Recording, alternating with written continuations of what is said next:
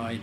আজকের এই সুন্দর আয়োজনের উপস্থিত প্রধান অতিথি হিসেবে বাংলাদেশ জামাত ইসলামীর কেন্দ্রীয় সহকারী সেক্রেটারি জেনারেল মাওলানা রফিকুল ইসলাম খান, তিনি রাজশাহী বিশ্ববিদ্যালয়ের সাবেক সভাপতি।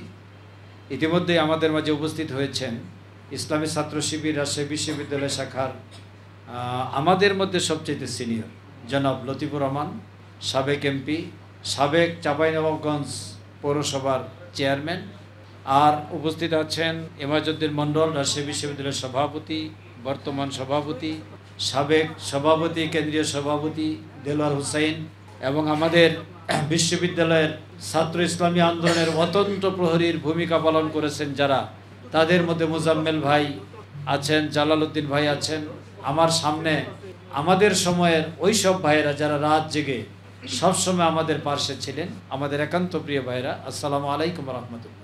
আমি স্বাগত জানাচ্ছি এই কারণে যে আমাদের আবেগ এবং অনুভূতির স্থান রাজশাহী বিশ্ববিদ্যালয়। অনেক দিন যাবৎ প্রাণ খুলে আমরা একত্রিত হওয়ার সুযোগ পাইনি, অনেক দিন পর আল্লাহ তাআলা এই সুযোগ করে দিয়েছেন, সেজন্য আল্লাহ তাআলার দরবারে শুকরিয়া, আলহামদুলিল্লাহ। রোজার মাসে এই আয়োজনটি একটু কষ্টকর, কিন্তু রোজা ছাড়া আর কোনো সময় বের করাও সম্ভব হচ্ছে না। আমরা চেষ্টা করব ভবিষ্যতে এই প্রোগ্রামটি রাজশাহী অথবা পার্শ্ববর্তী এলাকায় দিনব্যাপী স্মৃতিচারণের জন্য আমাদের সকল ভাইদেরকে সম্পৃক্ত করে একটি সম্মেলনের, এবং সেটা শীতের শেষ দিকে হলেই ভালো হবে, কারণ গরম আসলে এই পাখার আওয়াজ, গরমের সমস্যা, কথাও ঠিক মতো বলা যাবে না। শীত থাকলে পাখার আওয়াজ থাকবে না, বরং অনেকগুলো লোক একত্রিত হলে শীতটাও থাকবে না। এই ধরনের পরিবেশে আমরা আমাদের হৃদয়ের অব্যক্ত বেদনাময় কথাগুলো প্রকাশ করব।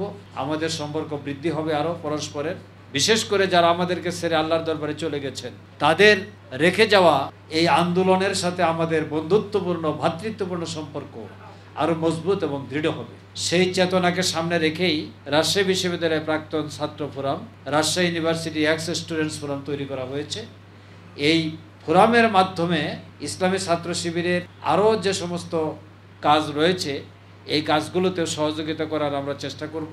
দেশে এবং বিদেশে আমাদের ভাইদের কর্মসংস্থান, নেতৃত্ব তৈরি, প্রশাসনে যাওয়ার জন্য কোয়ালিটেটিভ যে ম্যান পাওয়ার দরকার সেটা তৈরি সহ একটি যাবতীয় বিষয়ে পরামর্শ সুলভ ভূমিকা রাখার লক্ষ্যে এই প্রতিষ্ঠানটি কাজ করার উদ্যোগ নিয়েছে।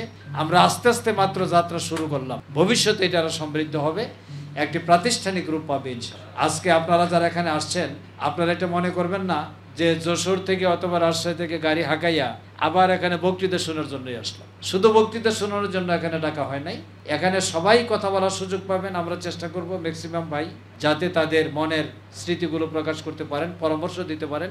ইসলামী ছাত্র শিবিরের বিশ্ববিদ্যালয় শাখার বর্তমান কাজের একটা অবস্থান আপনাদের সামনে তুলে ধরা হবে, বিশ্ববিদ্যালয়ের সভাপতি তুলে ধরবেন, আপনারা জানতে পারবেন এখন আমরা কি অবস্থায় আছি।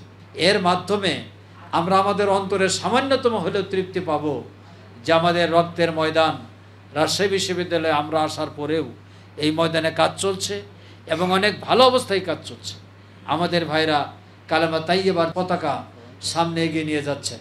আমি আপনাদেরকে এই প্রোগ্রামে আবারও স্বাগত জানিয়ে এবং ইফতার করার পরেও এখানে কিছুক্ষণ থাকার সুযোগ পাবেন, সেই পর্যন্ত ধৈর্যের সাথে অপেক্ষা করার আহ্বান জানিয়ে আমার বক্তব্য শেষ করছি।